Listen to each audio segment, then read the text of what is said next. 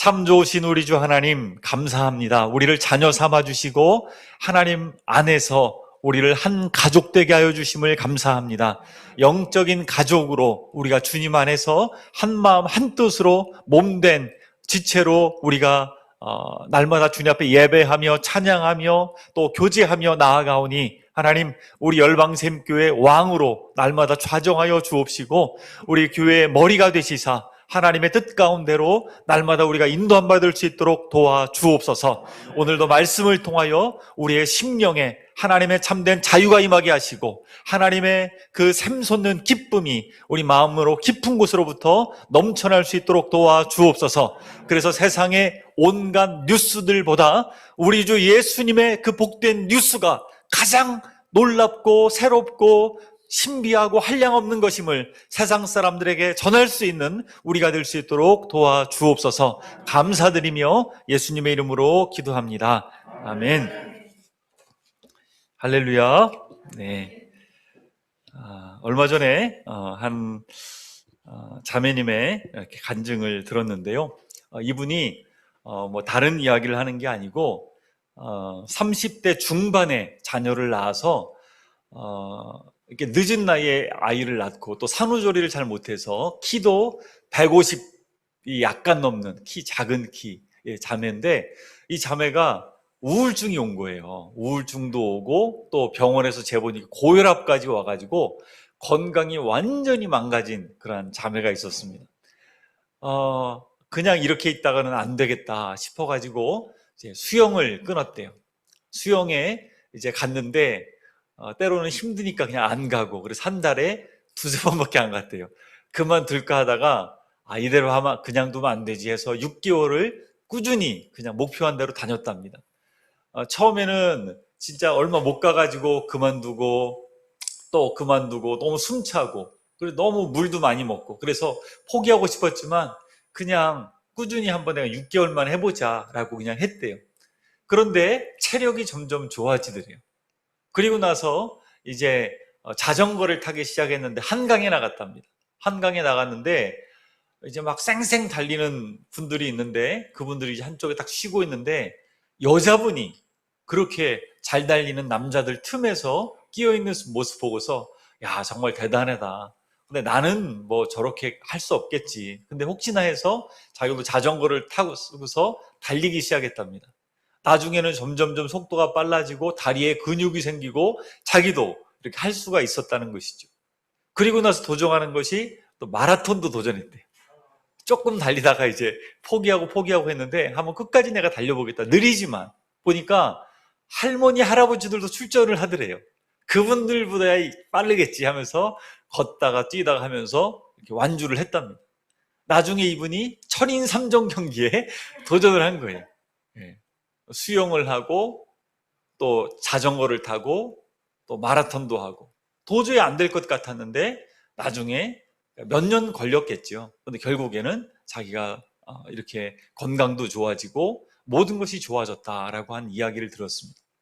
그것을 보면서 우리 앞에 어떤 목표가 주어지고 그것을 향해서 내가 포기하지 않고 계속 달려가 나가는 것이 그냥 일반적으로도 얼마나 중요한 것임을 우리가 알 수 있습니다. 예전에 유명한 발레리나 선수 가운데 강수진 씨라고 있었습니다. 발을 한번 공개한 사진을 봤는데 발이 완전히 울퉁불퉁한 거예요. 너무 못생겼고 근데 너무 우아하게 백조처럼 이렇게 발레를 하는 모습입니다. 박세리라고 해서 한국의 여자 골프로 유명한 선수인데 정말 그 얼마나 고된 훈련을 했는지 얘기를 많이 하죠. 마라톤 선수들 또 수많은 운동 경기 하는 분들을 보면 포기하고 싶었던 순간들이 너무나도 많았다라고 한결같이 얘기를 합니다. 그러나 포기하지 않고 끝까지 목표를 향해 달려갔을 때 그러한 큰 상을 받게 되었다라고 얘기하는 것을 볼 수 있습니다. 성경은 우리에게 여러 차례 너희는 영적인 진보를 위하여 힘쓰라 라는 말을 많이 하고 있습니다. 우리는 일평생 살아가면서 육체적인 또 뭐 정신적인 많은 것들을 알고 배우고 뭐 이런 것도 중요하겠지만 더 중요한 것은 영적인 성장이 멈춰서는 안 됩니다. 우리는 죽는 순간까지 하나님의 뜻 안에서 계속적으로 영적으로 성장해 나가야 됩니다. 작년보다 올해가, 또 올해보다 내년이, 날이 갈수록 영적으로 진보가 일어나는 것을 하나님이 원하시고 그것이 바로 하나님의 뜻입니다. 우리가 그냥 이 모습 이대로 있기를 하나님 원치 않으십니다. 하나님은 계속해서 우리가 영적으로 진보하고 성장하기를 원하십니다. 그래서 누가복음 13장 24절에도 보면 좁은 문으로 들어가기를 어떻게 하라고요? 힘써라. 그냥 되지 않는 거예요. 사람들은 다 넓은 문으로 가고 넓은 길로 다니지만 좁은 문으로 가는 것이 힘든 것이에요. 좁고 협착한 길이어서 우리가 정말로 힘쓰지 않으면 그 길을 온전히 걸어갈 수가 없는 거예요. 사명을 감당한다는 것 쉽지 않습니다. 의와 진리를 위하여, 하나님의 뜻을 위하여 쓰임받으며 끝까지 사명 감당한다는 것 쉽지 않습니다. 많은 유혹이 있고 핍박이 있고 어려움들이 있을 수밖에 없어요. 그러나 하나님 앞에서 날마다 영적인 진보를 이루어 나가며 힘써 나가는 것입니다. 또한 디모데후서 2장 15절에 사도 바울은 아들과 같은 디모데에게, 영적인 아들이죠, 디모데에게 마지막으로 자기의 유언과 같은 이야기를 던집니다. 자신을 하나님 앞에 드리기를 힘써라. 날마다 자기 자신을 하나님께 더 드리기를 힘써라. 노력하라. 최선을 다하라. 내가 더 하나님께 드려지기를, 전폭적으로 나도 내 자신을 하나님 앞에 산 제물로 드렸다. 결국에 순교당해 바울은 죽었지요. 그러기까지 주님 앞에 계속적으로 드리기를 힘쓰라는 것이죠. 베드로 사도는 마지막 죽기 전에 고난당하고 있는 성도들에게 이야기합니다. 너희가 더욱 힘써야 될 것이 있다. 그것은 믿음의 덕을, 덕의 지식을, 지식의 절제를, 절제의 인내를, 인내의 경건을, 경건의 형제 우애를, 형제 우애의 사랑을 더하라. 핍박당하고 고난당하고 있는 그 흩어진 나그네와 같은 수많은 이들에게 마지막 유언과 같은 얘기를 하는 것입니다. 이러한 일들을 너희가 더욱더 힘써라. 고난 가운데 있지만 절제하고 사랑을 더하고 형제간에 우애하고 덕을 세우고 이러한 것들을 더욱더 힘써라 라고 이야기하고 있는 것입니다. 여러분, 씨앗을 심으면 가만히 있으면 그냥 잘 자라가지고 열매를 막 맺을까요? 그렇지 않습니다. 계속해서 가꿔줘야 돼요. 비가 안 오면 물도 갖다가 줘야 되고요. 거름도 줘야 되고요. 벌레도 잡아줘야 되고요. 많은 노력이 필요합니다. 그냥 씨앗 던져놨다고 해서 자라나는 것이 아닙니다. 많은 노력이 필요합니다. 건물, 지금 우리가 예배당에서 예배를 드리고 있는 이 건물, 그냥 저절로 지어졌을까요? 아니죠. 많은 노력이 들어갔습니다. 많은 수고가 뒤따랐습니다.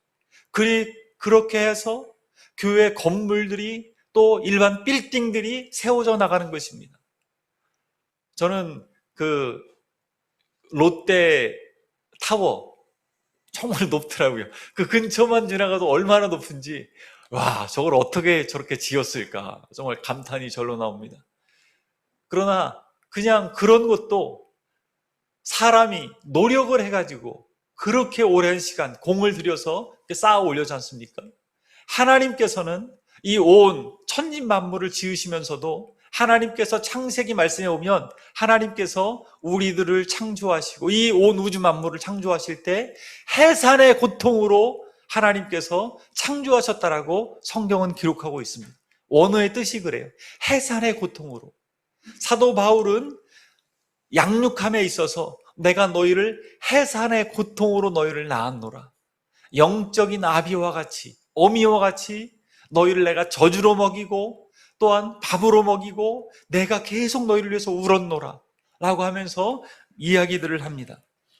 따라서 우리는 영적인 성장을 위해서 계속해서 끝까지 주님 앞에 설 때까지 노력해서 영적인 진보를 날마다 이루어 나가야 될 줄로 믿습니다. 그러기 위해서 우리는 매일 말씀을 보고 날마다 기도하기에 힘쓰고 또 이 말씀을 암송하고 또 토요일날 월요일날에는 성경이 읽어지네 공부도 하고 또 날마다 또 오늘도 중보기도 따갑게 하던데요, 정말로 중보기도를 통하여 나라를 위하여, 북한을 위하여, 우리 형제 자매들을 위하여, 구원받지 못한 불신자들을 위하여 우리는 끊임없이 기도합니다. 셀 모임을 통해서 또한 비록 지금은 대면으로 모이지 못해서 줌으로 모이지만 교제하고 또 삶을 나누고 서로 기도해주는 이런 모임들을 통해서 영적으로 우리는 성장하고 자라가는 줄로 믿습니다. 그래서 교회 공동체가 중요한 것이고 함께 주님 안에서 계속해서 자라져 가는 것이죠. 영적인 건물 하나하나가 주님 안에서 더 성장해가고 자라가는 것인 줄로 믿습니다. 그러면 우리는 어디까지 자라가야 될까요? 우리의 목표는 어디일까요? 에베소서 4장 13절에는 이렇게 말하고 있습니다. 우리의 목표에 대해서 말하고 있는데요, 제가 읽어드리겠습니다. 우리가 다 하나님의 아들을 믿는 것과 아는 일에 하나가 되어 온전한 사람을 이루어 그리스도의 장성한 분량이 충만한 데까지 이르리니. 어디까지요? 그리스도의 장성한 분량, 예수 그리스도를 더 온전히 닮아가기까지 우리는 계속해서 더 주님을 닮아가기 위하여 노력해 나아가는 것입니다. 15절 말씀에도 말하고 있습니다. 오직 사랑 안에서 참된 것을 하여 범사에 어디까지요? 그에게까지, 우리 주 예수 그리스도에게까지 우리는 계속해서 자라가는 것입니다.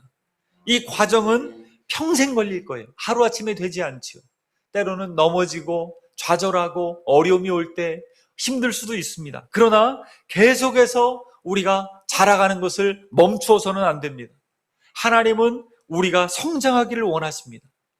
그래서 요한 사도는 요한 1서 말씀에 아비와 청년과 또 아이에 대해서 말하고 있습니다. 너희가 아이로 머물지 말고 아비까지 자라갈 수 있도록 계속해서 권면하는 것입니다. 청년처럼 악한 자를 이기고 아비처럼 하나님을 더 깊이 알아가는 것입니다. 그 사랑 안에 온전히 연합하여 온전히 주님을 닮아가기까지 계속적으로 자라가는 것입니다. 근데 이것이 처음부터 되지는 않는 것입니다. 제자들, 예수님께서 12제자를 부르셨죠? 그들이 처음부터 제자가 되자마자 부활의 증인으로 또한 하나님의 놀라운 쓰임받는 일꾼들로 그렇게 뛰어난 모습을 보이지 못했습니다. 서로 다투고 누가 크냐, 누가 높냐, 누가 잘났냐, 누가 높은 자리에 차지할 것이냐, 이런 것들로 끊임없이 서로 질투하고 시기하고 용서하지 못하는 모습들이 있었습니다. 그러나 그들이 어떻게 되었습니까? 자라가는 것이지요. 부활하신 주님을 만나 뵙고 성령의 충만함을 힘입고 계속해서 자라가는 것입니다. 그러나 그럼에도 불구하고 또 때로는 부족한 부분들이 있어요.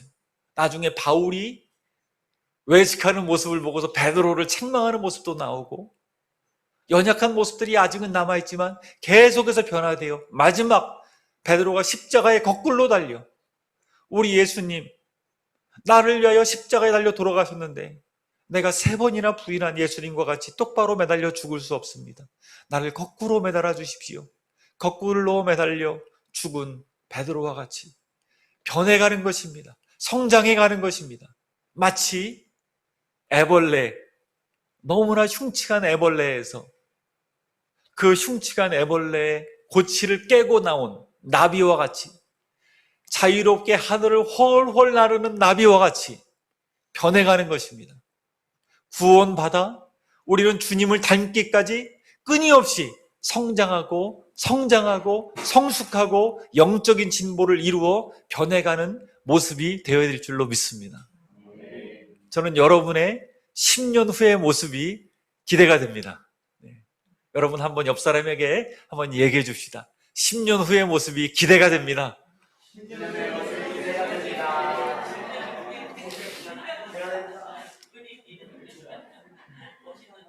지금도 이렇게 멋지고 아름다운데 10년 후에 얼마나 멋지고 아름다워지실까요? 네. 네. 환갑이 되지만 그럼에도 불구하고 네. 속사람은 날로 새로워지는 줄로 믿습니다. 네. 겉사람은 후패하나 속사람은 날이 갈수록 새로워지는 줄로 믿습니다. 네.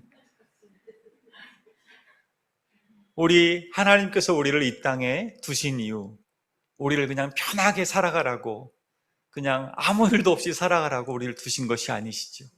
하나님께서 우리를 두신 목적이 있는데, 그것은 우리 주 예수님을 닮게 하기 위해서, 그래서 이 복음의 놀라운 영광을 많은 믿지 않는 자들에게 나눠주는, 그래서 각 요소들마다 정치계, 또 경제계, 문화계, 예수님을 닮은 일꾼들이 하나님을 섬기며 세상을 바꾸어 나가는 그 모습을 하나님이 원하시는 것입니다. 바닷물이 소금이 2%만 있어도 썩지 않는다고 하죠. 그 놀라운 하나님의 복음을 받은 우리가 그 감격에 세상의 곳곳에 들어가 만나는 이들에게마다 복음을 흘러보내고 아는 것이지요. 저 사람은 뭔가 다르다. 예수님을 닮아가면 닮아갈수록 말은 안 해도 얼굴이 전도지가 되고 우리의 삶이 전도지가 되어서 하나님께 많은 열매가 절로 맺혀지게 될 줄로 믿습니다. 10년 후에 우리의 모습들이 그렇게 바뀌어 있을 줄로 믿습니다. 그러기 위해서 우리가 해야 될 3가지가 있습니다. 우리의 생각이 더 높아지고 자유로워지고 바뀌고 더 주님처럼 나아가기 위해서 우리가 반드시 해야 될 3가지. 바울은 오늘 이 3가지를 이렇게 얘기하고 있습니다. 첫 번째로 22절인데요. 우리 다 같이 한번 읽어볼까요? 22절 말씀 시작. 너희는 유혹의 욕심을 따라 썩어져가는 구습을 따르는 옛사람을 벗어버리고. 첫 번째로 뭘 해야 되느냐? 옛사람을 벗어버려야 됩니다. 설날이 되면 한복을 이렇게 입습니다. 너무 아름답죠. 이쁘죠. 근데 이 한복을 평상시에도 늘 입고 다닌다.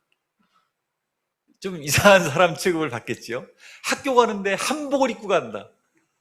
좀 상태가 좀 안 좋은 아이로 취급을 받을 겁니다. 벗어버려야 되죠. 그에 맞는 옷을 입어야 되는 것이죠. 예수님을 믿고 하나님의 자녀가 되어 살아가는 우리들은 과거에 입었던 우리의 옷들을 과감하게 벗어버려야 될 줄로 믿습니다. 그래서 바울은 이 옛사람에 대해서 과감하게 벗어버려라. 그 옛사람이 무엇이에요? 유혹의 욕심을 따라 썩어져가는 구습을 따르는, 이렇게 말하고 있어요. 쉽게 말해서 옛날에는요, 욕심을 따라 살았다는 거예요. 내 욕심 따라서. 세상 사람들의 가치관과 똑같이 욕심 따라 살았던 그러한 옛 나의 모습을 벗어버려라. 옛 그 무가치한 것, 낡은 것, 그 옛날의 것들을 다 벗어버려라. 예수님께서도 말씀하십니다. 새 포도주는 새 부대에 담아야 되느니라. 주님 말씀하십니다. 우리가 날마다 하나님 앞에서 새로워져야 되는데, 그러기 위해서는 먼저 옛사람을 벗어버려야 돼요. 우리의 잘못된 성격, 저도 아직도 고치지 못하는 때로 그런 성격들이 있죠. 연약한 부분들이 있습니다. 그것들을 과감하게 주님 앞에 기도하며 결단하고 계속해서 벗어버려야 돼요. 한 번에 안 됩니다. 옛 습관이라고 하는 것은 물 줄기가 흘러나가면 그 자리가 물이 없어도 남아있는 것처럼 계속 남아있어요. 어디 상처를 받으면, 저도 몸에 상처 자국이 많은데요, 어릴 때 워낙 험난하게 놀아서 상처와 아무렇지만 남아있는 것처럼 옛 습관들이 알게 모르게 남아있어요. 그런 것들을 날마다 벗어버려야 되는 거예요. 그래서 사도 바울은 나는 매일 죽노라 라고 고백하지요. 매일 십자가 앞에서 벗어버리는 것이, 이것을 무엇이라고 합니까? 2글자로 회개라고 하지요. 때로 마음이 금방 교만해질 수 있어요. 굉장히 금방 시기심이 들어올 수 있고 섭섭함이 들어올 수 있어요. 어떤 분들은 섭섭마귀라고 표현하던데, 섭섭마귀가 갑자기 들어와가지고 별일도 아닌데 섭섭한 거예요. 알아주지 않고 괜히 무시당하는 것 같고 괜히 아는 체 안 하는 것 같고, 섭섭마귀가 들어오면 빨리 버려버려야 돼요. 옛사람을 바로 버려버려야 돼요. 태도, 옛날에 있었던 나의 태도들, 무언가 내가 우쭐하고 아는 체하고 남보다 더 높아지려고 하는 이러한 태도들 과감하게 벗어버려야 되죠. 또한 옛날의 생활 방식, 나의 생활 방식이 과거에 잘못된 것이 있었다면 1년에 연초에만 계획 세워가지고 바꾸는 것이 아니라 이제 실패했는데 내년에 해야지가 아니고 매일 매번 바꿔나가는 것이죠. 성경을 계속 내가 읽어야 되는데 마음만 먹고 있었는데 안 됐다면 과감하게 결단하고 이제는 읽어야 되는 것이죠. 한 절이라도, 하루에 잠깐이라도 시간을 구별하여서 하나님 앞에 드리는 것이죠. 힘쓰는 것이죠.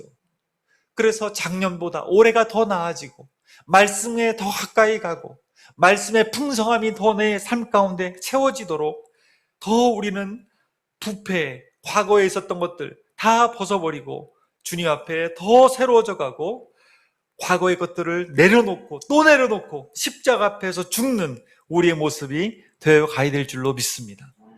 이것을 해야 주님을 우리가 더 닮아갈 수 있는 거예요. 계속 벗어버려야 돼요. 매일매일. 세상 사람들과 똑같은 방식으로 우리는 살아가서는 안 되는 것이죠. 현대어 성경에 보니까요, 더 강한 표현으로 이렇게 말하고 있어요. 여러분의 그 낡고 악한 옛사람을 뽑아 던지십시오. 그냥 단순히 벗어버리는 게 아니고 뽑아서 던져버리래요. 굉장히 강한 표현이죠. 꼭 그냥 내 안에 있는 나쁜 것들을 뽑아가지고 과감하게 던져버리는 것처럼 던져버리는 것이죠. 우리 순회선교단의 김영희 선교사님, 좀 더러운 예화긴 한데요, 한 사람이 건물에서 너무나 똥이 마려웠습니다. 참다 못해가지고 도저히 나올 것 같은데 화장실을 못 찾는 거예요. 주머니를 보니까 비단 손수건이 있는 거예요. 그래가지고 거기다가 그냥 있는 것 사람들 안 보이게 쌌습니다. 그런데 이 비단 손수건이 아까운 거예요. 버릴 데도 없고. 그래서 주머니에다가 우선 잘 싸매가지고 집어넣습니다. 근데 추운 겨울인 거예요. 그래가지고 손이 시려우니까 주머니에 우선 손을 넣는데 온기가 전해지는 거예요. 따뜻하고 살짝 만져보니까 말랑말랑.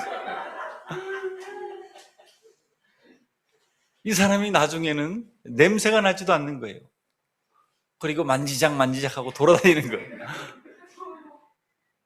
너무 더럽죠. 근데 이 모습이 마치 옛 습관을 여전히 버리지 않고 죄악된 모습을 버리지 않고 살아가는 우리들과 같다라는 거예요. 버려야 되는데, 과감하게 뽑아서 더러운 것들 버려버려야 되는데 버리지 못하는 우리의 모습과 같다라고 그 선교사님이 얘기를 하는 거예요. 아직도 남아있는 나의 죄성, 아직도 남아있는 나의 옛 습관들, 버리지 못하는 나의 자존심, 섭섭함, 또 시기, 질투, 교만함, 알아주지 않으면 무언가 마음에 서운함이 드는 이런 모든 것들까지도, 또 세상 욕심을 따라 살아가는 나의 과거의 욕심들까지도 우리는 과감하게 뽑아서 던져 버려야 될 줄로 믿습니다. 두 번째로 옛사람을 벗어버리고 또 어떻게 해야 되느냐? 23절 말씀 다 같이 한번 읽어보겠습니다. 시작. 오직 너희의 심령이 새롭게 되어. 아멘. 심령이 새롭게 된다. 마음이 새롭게 된다는 것이죠. 옛사람을 벗어버리고 빨리 마음을 새롭게 하라는 거예요. 이것은 다른 말로 말하면 세계관의 변화를 말하죠. 세계관의 변화, 가치관의 변화. 그전에는요, 내 가치관이 세상 사람들과 똑같았어요. 그러나 주님을 알아가면 알아갈수록 말씀과 기도로 내 삶이 더 정결해지고 세상 사람들과 가치관이 달라지는 것이죠. 그래서 사람들이 물어보는 것이죠. 야, 너는 무슨 재미로 살아가냐? 그런데 주님을 더 알아가고 그 안에서 누리는 행복감 가운데 우리는 더 마음이 새로워지는 것이에요. 이 기쁨과 행복, 누린 자만이 알아갈 수 있는데 이것은 어떠한 것과도 비교할 수 없는 것입니다. 특별히 이것은요, 성령께서 새롭게 그 마음을 바꾸어 가주시는 것입니다. 죄악된 나의 모습들이 던져져 버리고 이제는 내 안에서 의가 올라오는 것입니다. 의로운 생활이 내 삶의 습관이 되는 것입니다. 이것이 과거에는 되지가 않았는데 이제는 자연스럽게 계속 바꾸어 가는 것입니다. 그래서 하나님께서는 외모를 취하시지 아니하시고 하나님께서는 중심을 취하십니다. 우리 마음의 중심을 보십니다. 하나님께서는 8 아들 가운데 사울 다음으로 왕을 세워야 되는데 그 훌륭한 엘리압이라든지 그 아들들을 하나님께서 보시지 않으세요. 사무엘이 하나님, 이 첫 번째 아들 너무나 훌륭합니다 했을 때 외모를 보지 말라. 하나님께서 양치고 있는 다윗을 보시죠. 왜 그 다윗을 보실까요? 그의 마음의 중심이 하나님을 향하여 있는 것이죠. 하나님은 그러한 새 마음을 원하십니다. 하나님을 찾고 또 찾는 새 마음, 날마다 우리 마음을 새롭게 해달라고 하나님께 부르짖어 간구할 때 성령께서 우리 마음을 만져주시고 날마다 새로운 것으로 폭포수와 같이 은혜를 부어주시고 새 마음을 부어주실 줄로 믿습니다. 삭개오가요, 뽕나무 위에 올라갔습니다. 돌감람나무라고도 하지요. 왜 올라갔을까요? 예수님을 한 번만 봤으면 좋겠다. 평생 키 작은 삭개오는 사람들의 시선을 아랑곳하지 않고 돈만을 쫓아 살았습니다. 그러나 허무한 거지요. 아무리 돈을 많이 모아도 허무한 거지요. 채워지지가 않는 것입니다. 그런데 예수님 소식을 들은 거예요. 그 예수님은 세리였던 마태를 제자로 삼으시고 창녀와 같은 여자들을 하나님의 말씀으로 치유하시고 새롭게 하셨다는 이야기를 듣고 소문을 듣고서 예수님을 한 번만 만났으면 좋겠다. 그러나 사람들 앞에 떳떳이 나갈 용기가 없는 거죠. 나무 위에 기어 올라갑니다. 자존심을 내려놓고 정말로 체면도 내려놓고 예수님을 내려다볼 때 예수님이 그 앞에 서시고 삭개오의 이름을 부르시죠. 삭개오야, 내려오라. 내가 오늘 너의 집에 유하겠다. 삭개오의 마음이 완전히 새로워집니다. 주님, 내가 속여서 빼앗은 것이 있으면 4배로 갚겠나이다. 가난한 자들에게 내 재산의 절반을 나누어 주겠나이다. 남는 것이 없을 거예요. 그러나 예수님 때문에 그 마음이 새로워졌기 때문에 이제는 충만한 기쁨으로 살아가는 삭개오로 변화가 된 것입니다.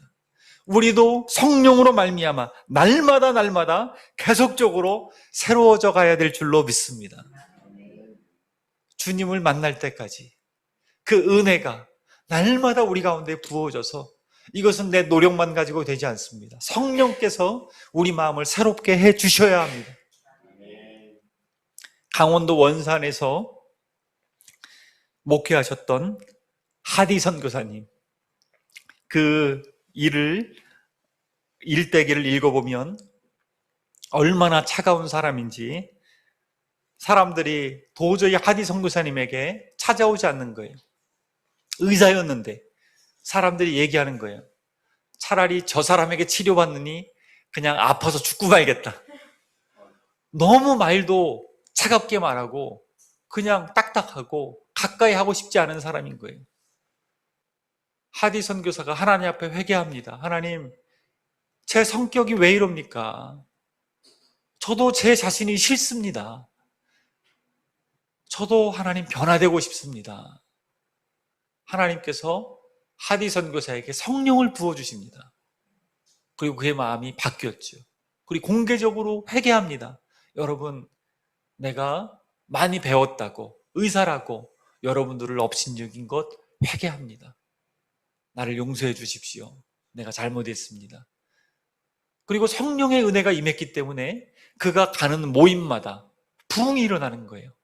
사람들이 눈물을 흘리고 감동을 받고, 이제 회개가 뭔지 알았겠습니다. 제가 돈을 이렇게 훔쳤는데 그것을 용서를 구하고 그 돈을 돌려주겠습니다. 심지어는 옛날에 있었던 일까지도 사람들이 기억을 해내고 그것을 갚기 위해서 먼 곳까지 가서 그것을 갚아주는 것이죠. 이러한 일들이 벌어지자 평양에서 저 하디 선교사님을 좀 불러와가지고 우리가 사경회를 해야 되겠다 라고 한 것이 1907년도에 사경회였어요. 1월달 그 추운 겨울날에 사람들이 하나님께 기도할 때 회개용이 임했고, 길선주 장로로부터 모든 성도들이 다 회개하기 시작했습니다. 그리고 하나님께 울부짖으면서 기도했을 때 하나님께 성령으로 말미암아 그들의 마음을 새롭게 해주셨습니다. 기생의 정말로 본산지였던 그러한 평양 땅이, 술집이 그렇게 많았던 평양 땅이 완전히 바뀌어지기 시작하는데, 그 전까지 뇌물을 받기 위해서 다 평양 감사로 가기를 원했죠. 그런데 이제는 뇌물도 주지 않고 술집도 다 없어지고 다 평양에 가기 싫어하는 그러한 곳이 되어버린 거예요. 완전히 그 평양이 바뀌어버린 것이지요. 과테말라죠. 과테말라의 알모롱가라고 하는 지역이 있습니다.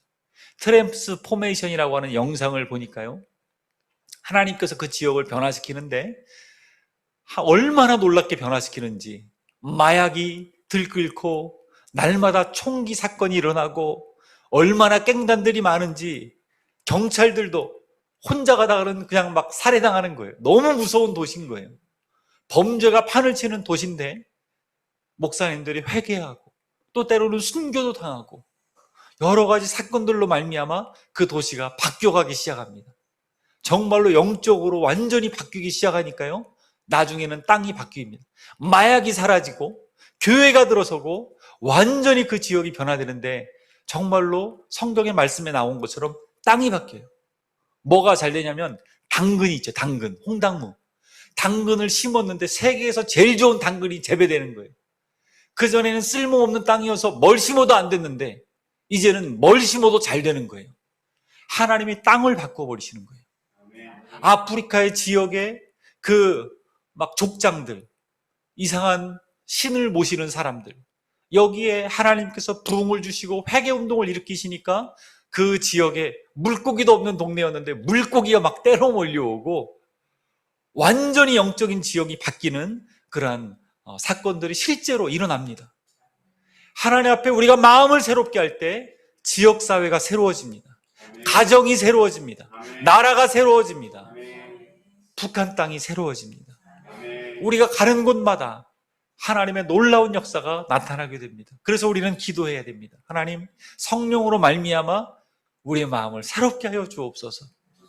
우리의 능력만 가지고는 안 되는 것이죠. 하나님께서 성령을 부어주셔서 하나님 회개의 영을 불어주십시오. 내 눈에 눈물이 메말랐습니다. 하나님 간절함이 사라졌습니다. 하나님에 대한 갈망, 최고의 축복인데도 불구하고 내가 그냥 평안한 삶만 추구하고 세상 사람들과 똑같은 세계관과 가치관을 가지고 욕심부리고 살아갑니다. 하나님, 나를 변화시켜 주십시오.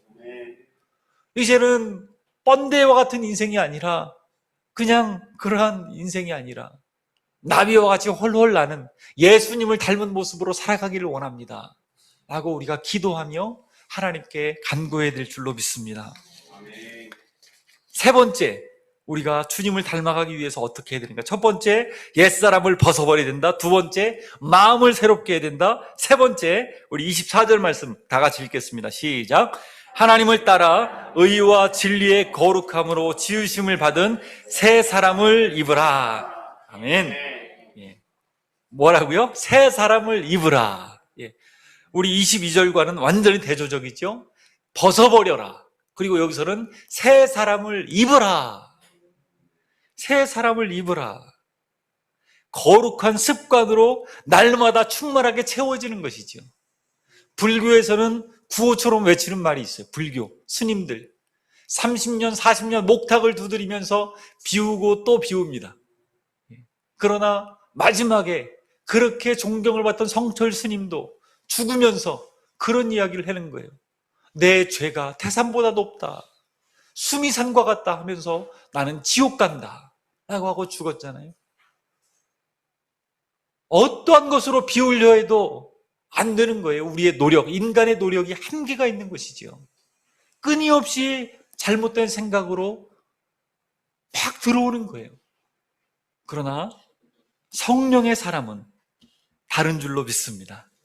이 새 사람을 입으라, 이 말은요, 하나님의 능력으로 말미암아 재창조되는 것입니다. 날마다 주님 안에서 하나님께서 창조하신 원형이 있지요. 아담, 타락하기 이전의 원형의 모습, 날마다 우리의 모습이, 영적인 상황이 재창조되는 것이죠. 그것이 새 사람을 입는 것입니다. 하나님 안에서 성령으로 말미암아 내 마음이 새로워지고 이제는 말씀으로 채워지고 날마다 예수 그리스도로 충만해지고 성령으로 충만해지는 것입니다. 그것이 새 사람을 입는 것입니다. 근데 어떠한 새 사람입니까? 여기 보니까 하나님을 따라 의와 진리의 거룩함으로 지으심을 받은 그 사람이 바로 새 사람이라는 것입니다. 의와 진리의 거룩함으로 하나님의 형상대로, 하나님의 모양대로, 하나님의 성품을 닮은 자로, 하나님의 영광을 반사해내는 자로 이제는 우리가 날마다 의와 진리의 거룩함으로 지으심을 받은 재창조된 그러한 새 사람으로 살아가는 것입니다. 애굽을 탈출한 이스라엘 백성들, 이들이 애굽을 탈출해서 얼마나 좋았을까요?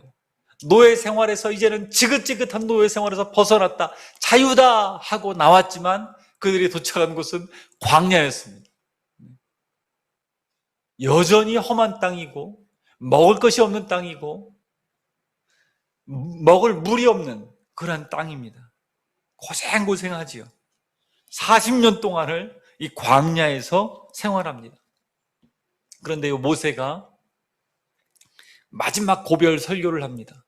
신명기 8장에 보면 이렇게 얘기합니다. 여호와께서 이 40년 동안 우리의 의복이 헤어지지 아니하게 하셨고 발이 부르트지 아니하게 하셨느니라. 네가 먹어서 배부르고 내 하나님 여호와께서 옥토를 내게 주셨으므로 말미암아 그를 찬송하리라. 하나님께서 은혜를 주셔서 모압이 어디입니까? 가나안 땅 바로 맞은편이죠. 하나님께서 약속의 땅 가나안으로 곧 들어가게 하시는데 마지막 이제 종착지에 다다른 것이죠. 그 험난한 세월을 뚫고 왔는데 자기들의 노력만 가지고 한 것이 아니라는 것입니다. 하나님께서 매일매일 만나와 메추라기로 그들을 먹이셨습니다. 그 200만 명이나 되는 사람들의 물을 하나님께서 공급해 주셨습니다. 밤에는 구름 기둥으로, 아니죠, 밤에는 불 기둥으로 따뜻하게, 낮에는 구름 기둥으로 햇빛을 막아주시고 하나님께서 계속 그들을 인도해 주셨습니다. 하나님의 전적인 은혜였죠. 우리가 새 사람을 입는다고 하는 것, 날마다 예수님을 닮아가고 성령의 충만한 삶을 살아간다고 하는 것, 이것은 전적으로 하나님의 은혜로만 가능한 것입니다. 우리가 하나님의 자녀가 된 것도 사실은 우리의 노력 가지고 된 것이 아니라 하나님의 전적인 은혜였습니다. 돌아보면 우리가 태어난 것도 하나님의 은혜였습니다. 우리가 어린 시절 보내고 여기까지 장성하게 자라온 것도 하나님의 은혜였습니다. 이 지구를 하나님께서 사계절을 주시고, 저는 뒷산에 자주 올라가는데요, 이 매봉산에 올라가서 보면 봄, 여름, 가을, 겨울 너무나 색깔이 달라지고 광경이 달라지죠. 하나님께서 너무나도 아름답게 사계절을 허락해 주시고 돌보시고, 이 모든 것이 하나님의 은혜이구나 라는 것들을 알 수밖에 없습니다. 얼마 전에 지난주죠, 포럼이 있었습니다. 제가 포럼을 줌으로 참석하는데 마지막 폐회배 때 성광교회를 담임하고 있는 유관재 목사님이 간증을 하셨습니다. 너무나도 잘 나가는 친구가 있었습니다. 그 친구는 공부도 잘했고 모든 게 다 뛰어났습니다. 나중에는 일찍 중령이 되었습니다. 대대장급이죠. 너무나 성공해서 다들 부러워한 친구였는데 암이 걸렸습니다. 수술하려고 열어보니까 이미 다 퍼진 거예요.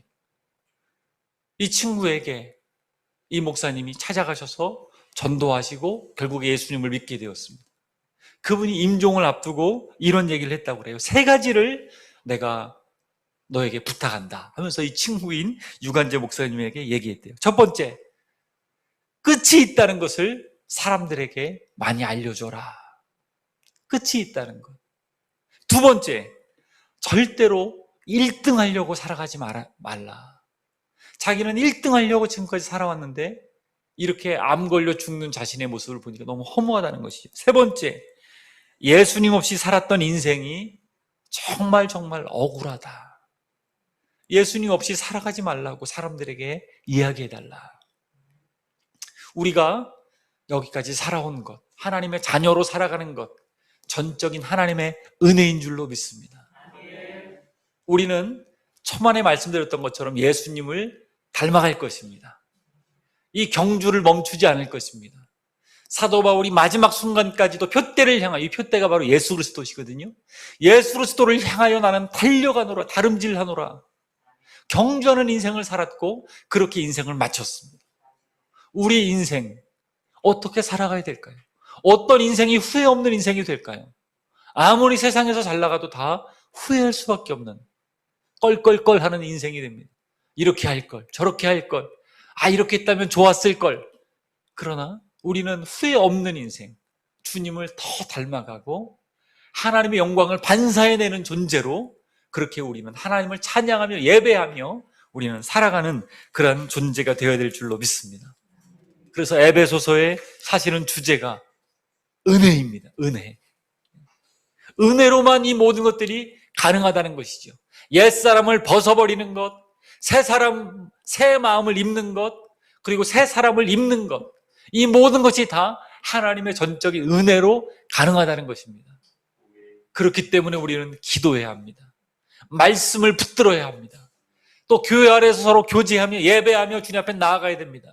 그럴수록 하나님께서 우리를 영적인 진보를 이루어 주시고 영적인 성숙을 이루어 주시고 나도 나의 모습을 보니까 스스로 놀랄 정도로 내가 변했네?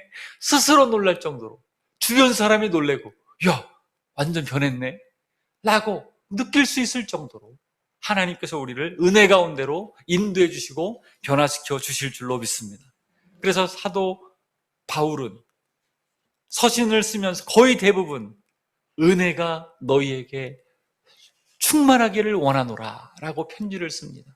이 에베소서 말씀 가운데도 저는 1장 2절 말씀 보면요, 이렇게 얘기합니다. 하나님 우리 아버지와 주 예수 그리스도로부터 은혜와 평강이 너희에게 있을지어다.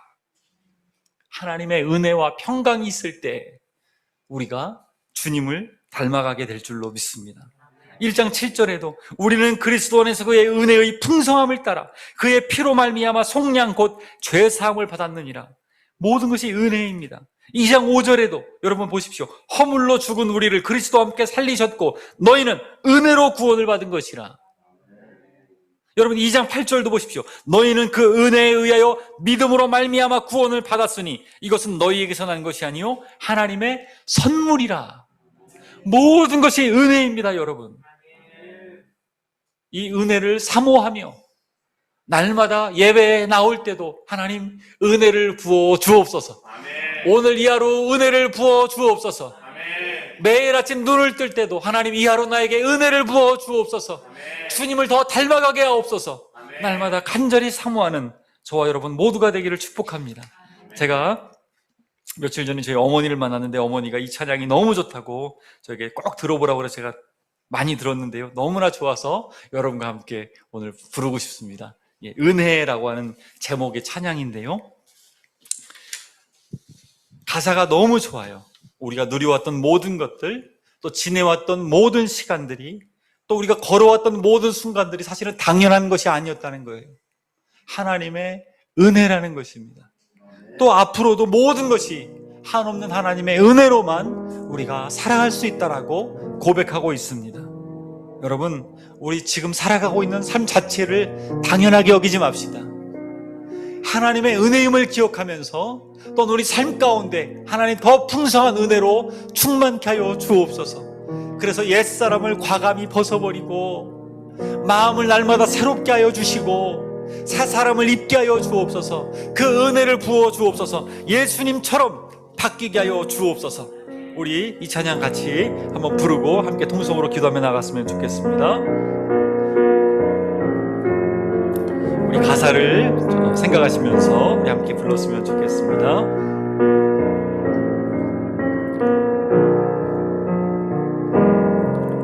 내가 누려왔던 모든 것들이, 내가 지나왔던 모든 시간이, 내가 걸어왔던 모든 순간이 당연한 것 아니라 은혜였소. 아침 해가 뜨고 저녁에 노을, 봄의 꽃향기와 가을의 열매, 변하는 계절의 모든 순간이 당연한 것 아니라 은혜였소. 모든 것이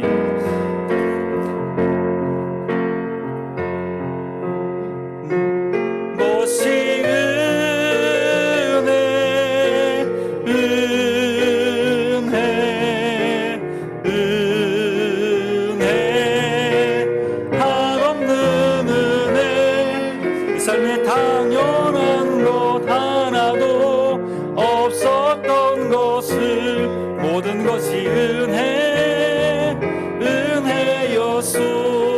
다시 한번 고백합시다. 내가 누려왔던 모든 것들이, 내가 지나왔던 모든 시간이, 내가 걸어왔던 모든 순간이 당연한 것 아니라 은혜였소. 아침 해가 뜨고 저녁에 노을, 봄의 꽃향기와 가을의 열매, 변하는 계절의 모든 순간이 당연한 것 아니라 은혜였소. 모든 것이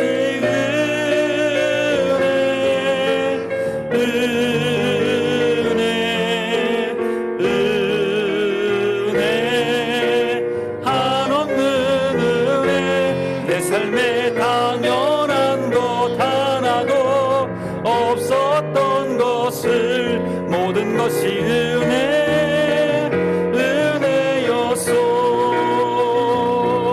우리 같이 이 시간 기도하며 나가기를 원합니다. 그렇습니다. 모든 것이 당연한 것이 아니라 은혜였습니다.